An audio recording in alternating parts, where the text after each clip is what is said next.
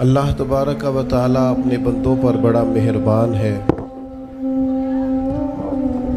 وہ اپنے بندوں کو معاف کرنے والا ہے، اپنے بندوں پر رحمت کرنے والا ہے۔ ہم اللہ تعالیٰ کے عاجز بندے ہیں، خواہشات نفسانیہ کئی دفعہ معاذ اللہ غالب آتی ہیں، غلطیاں ہو جاتی ہیں، اور ان غلطیوں کی پاداش میں انسان اپنی جان پر زیادتی کرتا ہے۔ اللہ تعالیٰ معاف کرے تو اس کا سفر اللہ کے عذاب کی طرف ہوتا ہے۔ اب ہمیں یہ حکم ہے کہ ہم سب بار بار استغفار کریں اپنے رب کی بارگاہ میں، اس کے حضور توبہ کریں، اللہ سے معافی کے خواستگار ہوں۔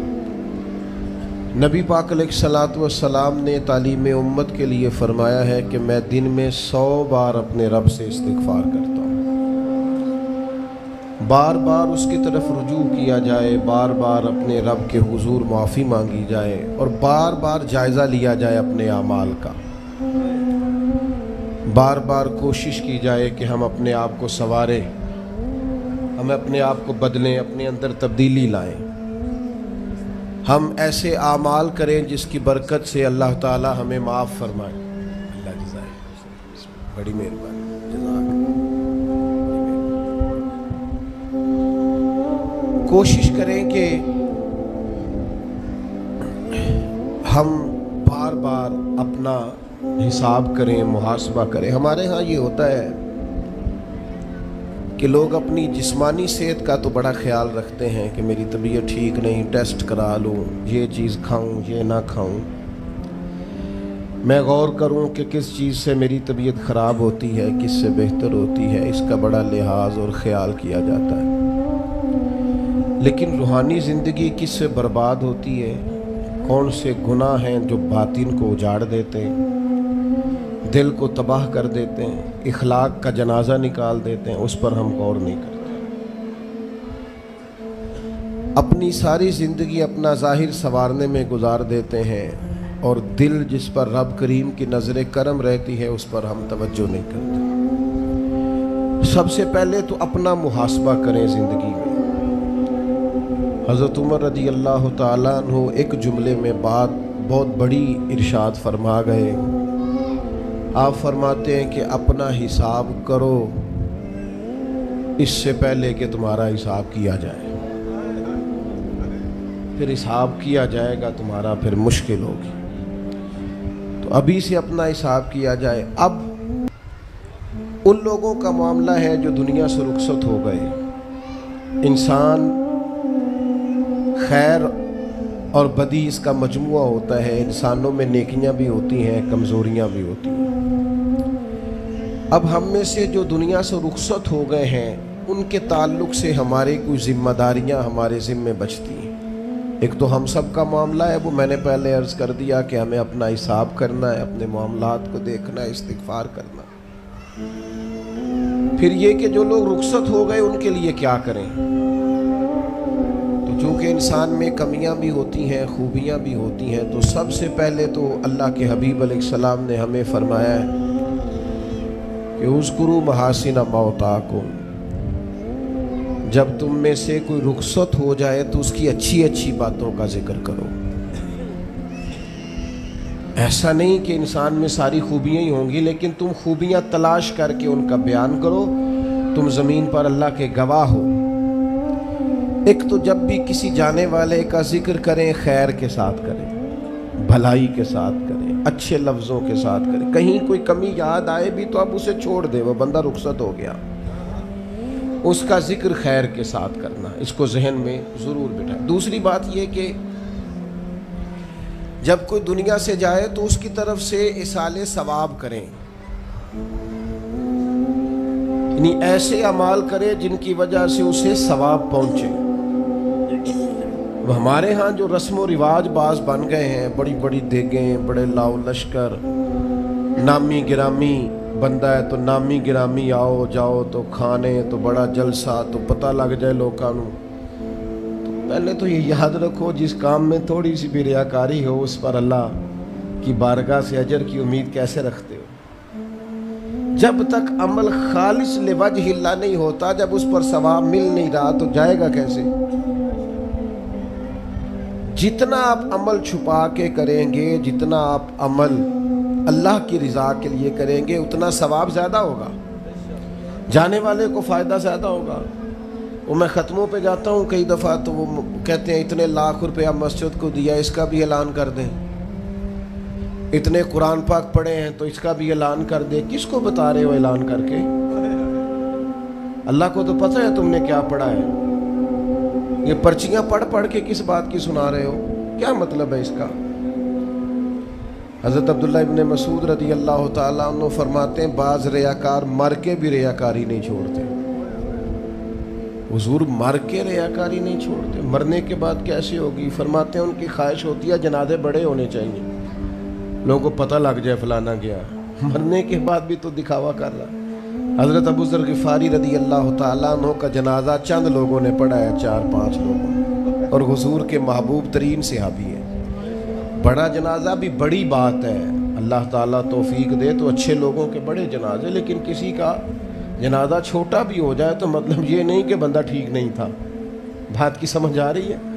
تو میرے عزیز، اصالِ ثواب کریں تو اللہ کی رضا کے محض پتہ ہوتا ہے محلے میں غریب کون ہے، اپنے والد اور والدہ کے نام پر غریب کو دے دیں، کسی مقروض کی مدد کریں، اس بیچارے کی جان چھوٹ جائے۔ آپ کوئی گلی ٹھیک کرا دیں جہاں سے لوگوں کا گزرنا آسان ہو، آپ کچھ ایسا نظام کر دیں جس سے لوگوں کے لیے آسانیاں پیدا ہو جائیں، لیکن آپ محض وہی کام کریں گے جس سے دکھاوا ہوگا تو کیا امید کرتے ہیں اس پر اجر کی؟ تو اصالِ ثواب دیکھیں قوم کو ضرورت کیا ہے، وہ والا اصالِ ثواب کریں۔ حضرت سعد رضی اللہ تعالیٰ عنہ نے جب آن کر کے عرض کیا تھا کہ یا رسول اللہ صلی اللہ تعالیٰ علیہ وسلم، میری والدہ کا انتقال ہو گیا ہے تو میں ان کے لیے کیا کروں؟ تو محبوب نے فرمایا کہ فلاں جگہ پانی کی قلت ہے تو وہاں کنواں کھدوا دے۔ معنی کیا ہے کہ اس پانی پینے سے اللہ تبارک و تعالیٰ تیری ماں کو اس کا اجر عطا فرمائے گا۔ صدقہ تو جس چیز کی ضرورت ہے آپ وہ چیز کر کے دیں، اور ختم چپ کر کے بھی ہو جاتا ہے، گھر کے اندر بھی ہو جاتا ہے، اکیلے بھی ہو جاتا ہے، اس کے لیے لاکھوں کروڑوں لگانے کی کوئی ضرورت بھی نہیں۔ چوتھی بات، تیسری بات، کوشش فرمائیں کہ جو نیکیاں جانے والا کرتا تھا وہ نیکیاں جاری رہیں، اس کے بچے، اس کی اولاد، اس کے سارے رشتہ دار ان نیکیوں، اگر وہ کوئی بھلائی کرتا تھا تو وہ بھلائی ہوتی رہے، وہ جاری رہے، وہ سلسلہ آگے بڑھایا جائے۔ ہم یہ کرتے ہیں کہ ہم خیر کے کاموں کو جاری نہیں رکھتے، بلکہ والد کے جانے کے بعد تو بچے بڑے سیانے ہوتے ہیں، وہ کہتے ہیں ابا جی کو تو بس وہ فلانا غریب بھی لوٹ کے لے جاتا تھا، فلانا بھی اپنی مجبوری سنا کے، تو ہم تو سیانے ہیں۔ او خدا کے بندے، حضور علیہ السلام نے فرمایا تمہیں جو روزی دی جاتی ہے وہ تمہارے کمزوروں کی وجہ سے دی جاتی ہے، وہ جو ضعیف کمزور لوگ تمہارے دسترخوان سے کھا جاتے ہیں ان کے سبب سے اللہ تعالیٰ تمہیں عطا کرتا ہے۔ تو اس لیے یہ تو کوئی طریقہ نہیں ہے کہ آپ کے بزرگ خیر کا کام کرتے تھے آپ نے چھوڑ دیا، تو آپ ایک کام یہ کریں کہ ان کی نیکیاں جاری رکھیں۔ اور چوتھی بات یہ کہ ان کے لیے دعا کریں۔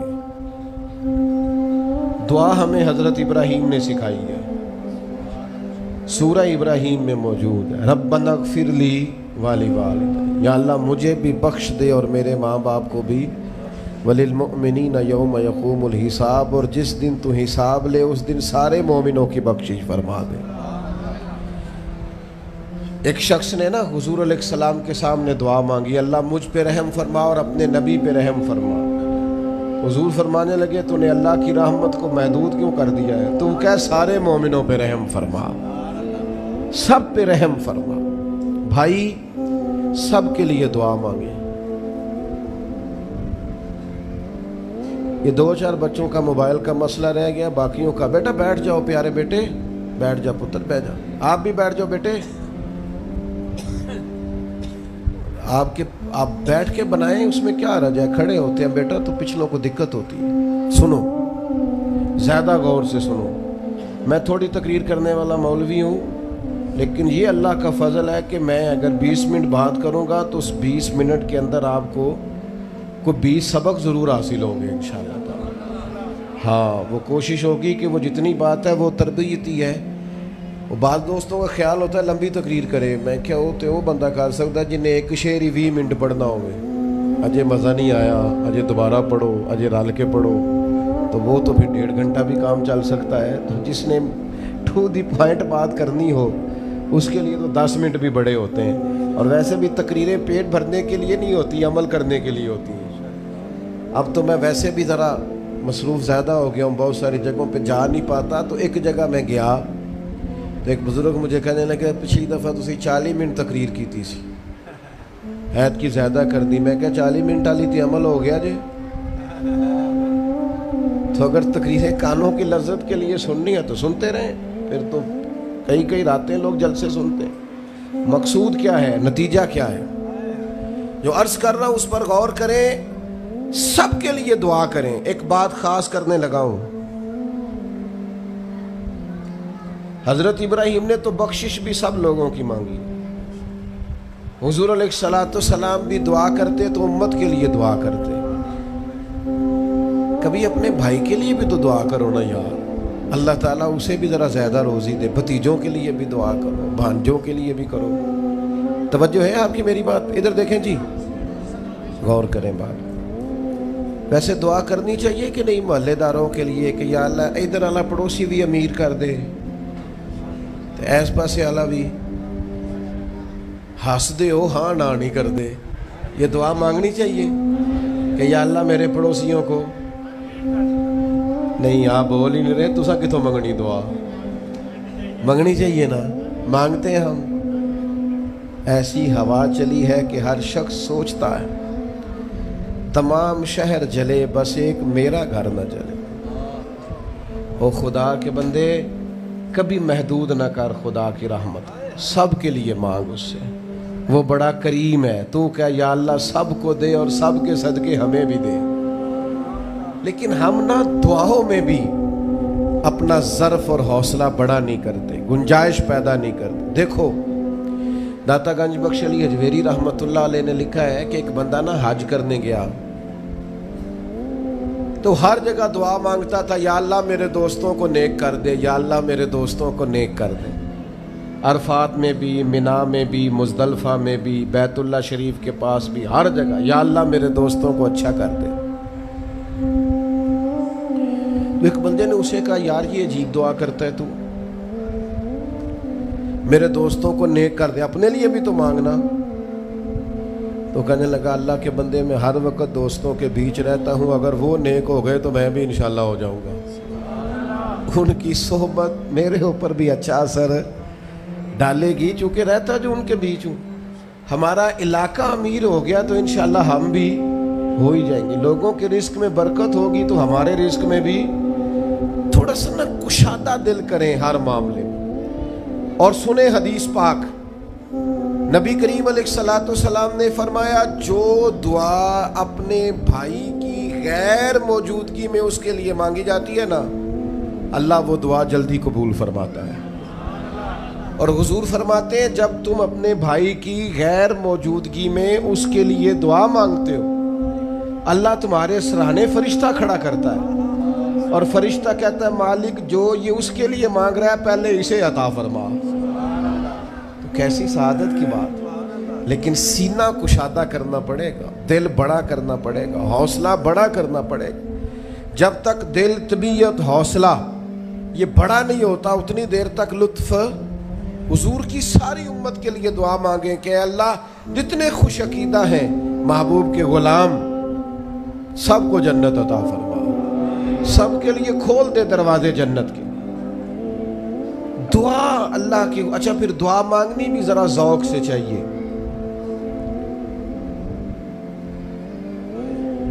किसी बंदे नाल ज़ाती काम होवे, ज़ाती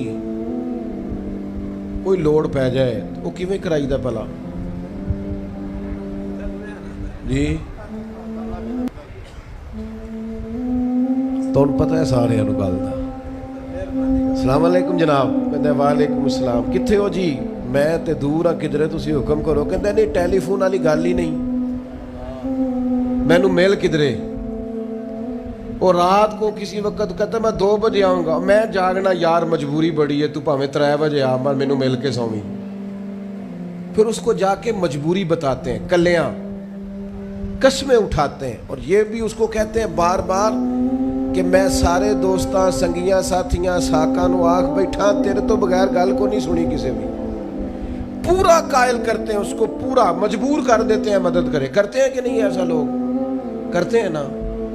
وہ تمہیں پتہ ہے بندہ کیسے مانتا ہے، منا لیتے ہو تو سیکھ جاؤ نا رب کیسے مانتا ہے۔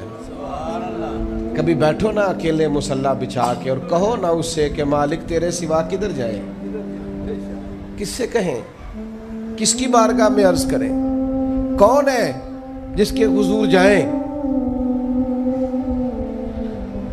وہ ایک بزرگ تھے تو ان کی بڑے درد سے دعا مانگتے تھے، تو کسی نے کہا کہ آپ نے دعا مانگنے کا طریقہ کس سے سیکھا؟ کہنے لگے اپنی بیوی سے۔ بیوی سے کیسے سیکھا؟ تو وہ کہنے لگے میری بیوی کو کوئی کام تھا گھر کا، کوئی خرچہ اس نے مجھے بتایا، تو میں نے اسے کہا ابھی میرے پاس پیسے کوئی نہیں، آتے ہیں کہیں سے تو دیتا ہوں، کرا دیں گے۔ عورتوں کی عادت ہوتی ہے 2-4 دن کے بعد پھر یاد کرایا کہ وہ کام گھر کا ہونے والا ہے، پیدا کیا ہے، بتا تیری بارگاہ میں عرض نہ کروں تو پھر میں کس سے کروں؟ بندے تو بات سنتے ہیں تو پھر وہ پردے کھول دیتے ہیں، دیتے کچھ نہیں اور لوگوں کو سناتے ہیں فلانا آیا جی پیسے پہ منگدا ہے۔ ایک سنگی سی ایک دفعہ تے انہیں پائی دا تگڑا ہے چنگا، دور کسی سنگی کو لونے کو مدد لئی تھوڑی، میں نے کہا یار تیرا بھائی ٹھیک ٹھاک ہے؟ وہ کہتا ہے دیندہ تے ہے پر بدنامی بڑی کرتا ہے، سب نو دس چھڑتا ہے۔ عزت رب کی بارگاہ میں بندہ عرض کرتا ہے تو بندے کا پردہ بھی رہ جاتا ہے اور وہ عطا بھی کر دیتا ہے۔ میرے دوستو دعائیں شوق سے مانگو، دعائیں درد سے مانگو۔ وہ اکبر الہٰبادی نے کہا تھا مصیبت میں بھی اب یاد خدا ہم کو نہیں آتی، دعا منہ سے نہ نکلی جیبوں سے عرضیاں ہی نکلیں، دفتروں میں درخواستیں جمع کرانے کے لیے بڑا وقت ہے، اس کی بارگاہ میں کیوں نہیں بیٹھتے؟ اس کے حضور حاضر کیوں نہیں ہوتے جو پردہ پوشی کرے، اپنے بندوں کو نوازے؟ اور 10 منٹ نکال کے اس کی بارگاہ میں آ تو صحیح۔ حضور فرماتے ہیں رب کہتا ہے میرا بندہ جب میری بارگاہ میں ہاتھ اٹھاتا ہے مجھے حیا آتی ہے، میں خالی واپس کیسے کروں؟ جاتے ہی نہیں، عرض ہی نہیں کرتے۔ دعا تو مومن کا ہتھیار ہے، طاقت ہے بندے کی، شان ہے، ہر دکھ سکھ رب رسول کی بارگاہ میں کرے، طاقتور ہو جائے، اور پھر دعا ذوق سے کرے، شوق سے۔ میں چھوٹا سا آدمی ہوں، صبح مسجدوں میں نا قاری صاحب کے پاس، حافظ صاحب کے پاس بچے سبق پڑھنے آتے ہیں، الف با تا سا۔ میری طرح کا سب سے چھوٹا مولوی بھی سبق پڑھا رہا ہو نا، تو بچہ سبق پڑھاتے ادھر ادھر دیکھے تو قاری صاحب تھپڑ مارتے، کہتے ادھر تک کوئی سبق میرے سے پڑھ رہا، دیکھ ادھر رہا ہے۔ اور بات بھی ٹھیک ہے کہ وہ بچہ کیسے پڑھے گا جس کا دھیان ہی نہیں، لفظوں کی پہچان ہی نہیں ہوگی۔ ڈانٹتے ہیں استاد ادھر توجہ کر۔ عجیب لوگوں نے رب سے دعا مانگ رہے ہیں، دھیان کسی اور طرف ہے، دل کسی اور طرف ہے، ذوق کسی اور طرف، توجہ ہی کوئی نہیں۔ مانگ اللہ سے رہیں، بارگاہ کتنی بڑی ہے، اور رٹی رٹائی دعائیں چل رہی ہیں، دعاؤں میں باتیں ہو رہی ہیں۔ ان تے بندے دعا دے ٹائم بھی موبائل نہیں بند کرتے، وہ دی بھی ویڈیو چاہیے انہوں نے، اللہ سے مانگ رہے ہیں۔ اس وقت بھی توجہ کر، حضرت موسیٰ علیہ السلام نے عرض کی رب کی بارگاہ میں کہ میری قوم عرض کرتی ہے مالک تو ہماری دعائیں قبول نہیں فرماتا، تو اللہ کریم نے فرمایا کلیم ان کے لفظ میرے ساتھ ہوتے ہیں، دل نہیں میرے ساتھ ہوتے۔ جملے رٹے رٹائے بولنا اور دل پتہ نہیں کہاں گردش کر رہا ہے، بات جو دل سے نکلتی ہے اثر رکھتی ہے، پر نہیں طاقت پرواز مگر رکھتی۔ اب جو ہم جانے والوں کے لیے دعائیں کریں گے، اس میں تو ہمیں چاہیے آپ پیر صاحب سے دعا ضرور کرائیں، علامہ صاحب سے ضرور دعا کرائیں، لیکن جس ذوق سے پتر نے دعا مانگنی ہے نا والد کے لیے، دوسرا کوئی نہیں مانگ سکتا. جو بیٹی نے دعا مانگنی ہے نا درد سے, وہ دوسرا کوئی. آپ خود دعا مانگیں, خود ختم شریف پڑھیں, خود تلاوت کریں. اسی بڑے منفرد لوگ ہاں. ہمارا یہ طریقہ ہے کہ ہم نے رویہ اس طرح کا بنایا ہوا ہے کہ قرآن شریف بھی کوئی اور ہی پڑھے گا ہمارے ابا جی کے لیے.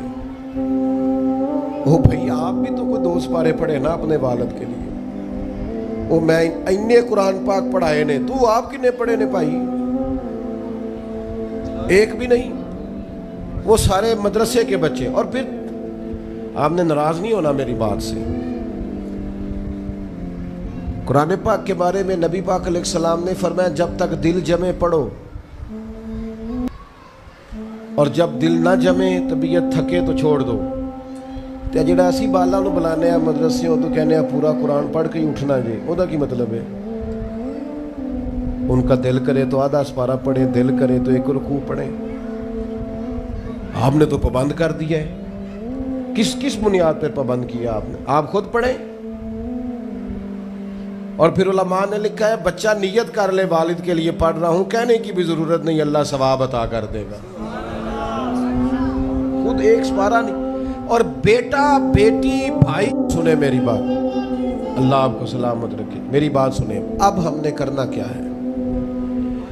اب کرنا یہ ہے کہ ہم نے خوب دعا کرنی ہے. آج بھی جن کے ختم کے لیے ہم آئے ہیں نا, ہمارا دل پورا لگ جائے. اس طرح بندہ رب کو مناتا ہے نا, یہ ضروری نہیں کہ یہاں سے سپیکر سے یہ دعا ہوگی وہی دعا ہے. آپ اپنے دل میں 2 جملے کہہ دیں اس کے لیے کہ یا اللہ تو مہربان ہے. دیکھو لمبا نہیں یاد رکھتے لوگ, جو قبروں میں پڑے رہ گئے. آہستہ آہستہ بندے بھولنے لگتے ہیں. جب کسی کا انتقال ہوتا ہے لوگ روز قبرستان جاتے ہیں. پھر تھوڑے دنوں کے بعد یہ روٹین کیے. فرمایا قبر والا میری ماں, میرا باپ, میری اولاد میرے لیے دعا کریں, میرے اپنے میرے لیے دعا کریں. وہ تو انتظار کر رہا. دوستو اپنے جانے والوں کا بہترین تحفہ ان کے لیے دعا کرو. میری والدہ میرے والد چلے گئے, کوئی مجھ سے پوچھے نا ان کے لیے کیسے دعا کرتے, تو میں کہتا ہوں میری سانسیں بھی دعا کرتی, میری دھڑکنیں بھی دعا کرتی.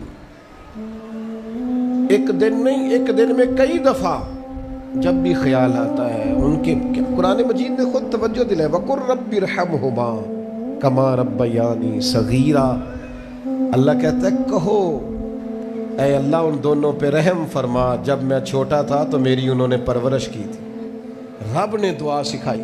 بھائیو صرف مسلمان کا آج موبائل بھی آباد ہے, فوٹو بھی آباد ہے, اور دسترخوان بھی آباد ہے, اور ہوٹل بھی آباد ہے. جس چیز کو آباد نہیں کرتے وہ مسلح ہے. مسلح کمزور ہے, مسلح طاقتور ہونا چاہیے. وہ بندہ طاقتور ہے جسے اللہ سے جڑنا آتا ہے, دعائیں مانگنی آتی, التجائیں کرنی آتی. خوب دعائیں مانگیں, خوب اس کی بارگاہ میں حاضری دیں. آخری بات آپ سب کے لیے میری یہ ہے کہ ہم سب نے دنیا کو چھوڑ کے جانا ہے. ہم دنیا میں اچھے عمل کرنے آئے ہیں. جڑا بچہ اتوں پردیس گیا ہے نا, ابا جی نے پلاٹ ویچیا ہے تے اماں نے زیور ویچیا ہے, تو وہ باہر کام نہ کرے. تو جڑے اتوں کو بندہ جائے وہ کہندے یار تو کڈا بے وقوف ہے, تے ماں پیو نے جڑے کام کر لیا تو وہ کردا ہی نہیں, ویلا پھرنا ہے. اور پھر میں نے سیانے لوگ دیکھے ہیں سعودی عرب میں 40 سال گزارتے ہیں پر وہاں گھر نہیں بناتے. دبئی میں, یورپ میں 40 سال گزارے, گھر نہیں کوئی. بلکہ جو کمبل خریدا تھا نا جاتے وقت, واپسی تک وہی کمبل ہے. کیوں کہ وہ سمجھتے ہیں گھر تو پاکستان میں. پردیس کے لیے محنت, یہاں گھر بنانے کا مقصد کوئی نہیں. اور میرے دوستو نبی پاک نے ہمیں فرمایا دنیا میں اس طرح رہنا جس طرح مسافر رہتے ہیں. گھر تو تمہارا جنت میں, اصل ٹھکانہ تو آخرت کا ہے. لیکن ہم ساری تباہی اتار رہے ہیں, یہاں فارغ پھر رہے ہیں. آپ نے ناراض نہیں ہونا.